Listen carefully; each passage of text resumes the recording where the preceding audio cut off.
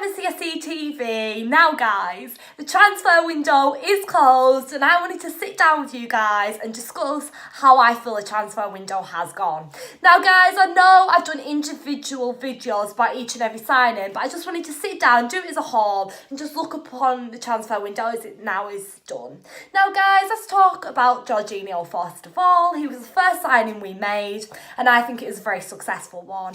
I'm really excited to see what he can do for us in this new season, and I think he was a successful addition to add to our team. I think it's just what we needed to strengthen our midfield.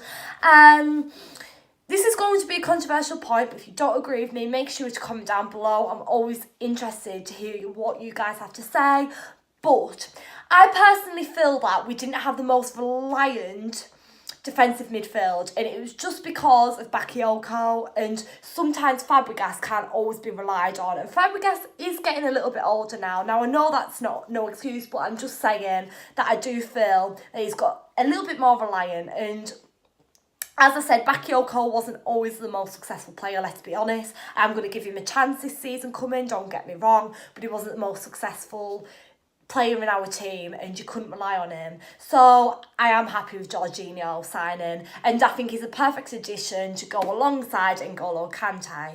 So I'm really happy about him. Some fans have been jumping on his back a little bit in pre-season, saying that is not good enough and stuff like this, but you know, it's only pre-season. It does take a player time to settle down and get used to the team, the formation and the players around them. You're not going to click in straight into a team. It takes time, and it takes time to settle, but I think once he's 100% settled, I think he'll be a great addition to our team and just what we needed.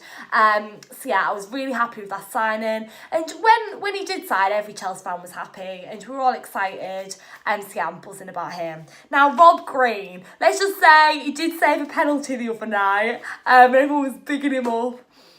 Why wouldn't you love Rob Green? You know, a lot of people complained and twined and laughed, but you know, he's free, guys. He is a free player. He didn't cost us anything. He's third choice, so he won't even get that many chances anyway, so don't worry. I mean, I know I'm an England fan, but I do like Rob Green, you know, who couldn't? He's a babe, isn't he? So yeah, and as I said, he might not play that much anyways. It's very rare that the third choice keeper does get many games. He obviously played a bit in pre-season, but that was when we were without a goalkeeper and there was just him and Cabello. Because obviously Courtois had buggered off. Let's talk about Kepa now, guys. Even saying Kepa's name puts a smile on my face. It gives me goosebumps. How freaking exciting. Kepa is going to be the man, isn't he? He cost us so much and I've got a lot of faith in him.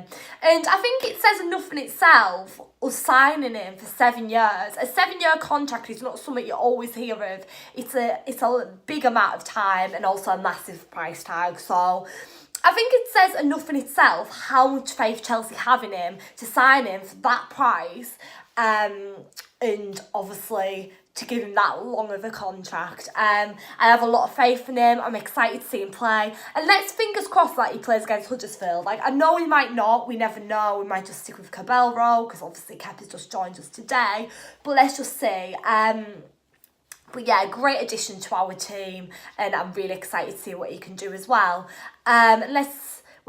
He'll have a bit more heart, and he probably won't be going to the media running off every 5 minutes saying that he wants to leave.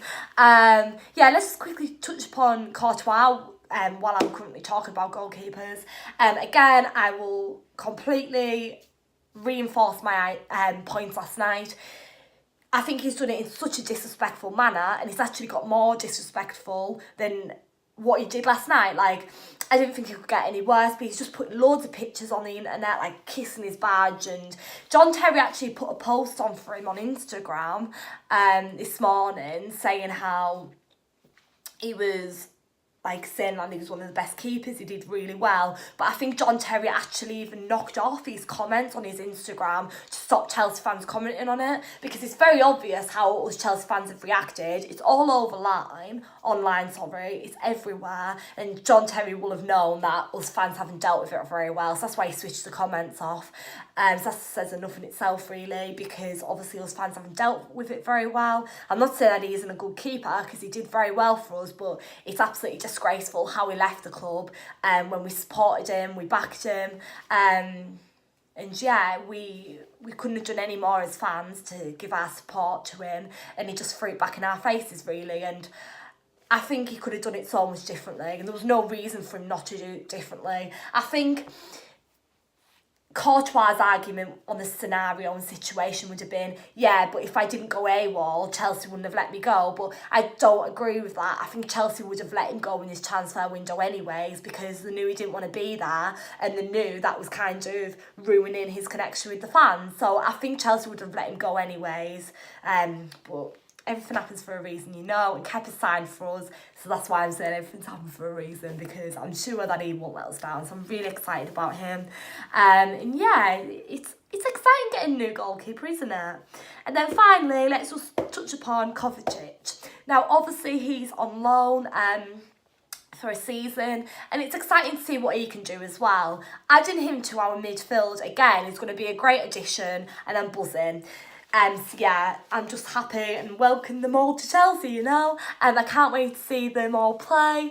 And yeah, I cannot wait to get back to the bridge and to Huddersfield and see some of these guys. I don't know how quickly they'll play and stuff, but I'd expect Jorginho to play on Saturday. But yes, that's our signings, guys. We made 4 signings in total, and I'm very happy with them all. Yeah, this transfer window hasn't seemed to be as bad as some of the past ones have been. I did say this earlier.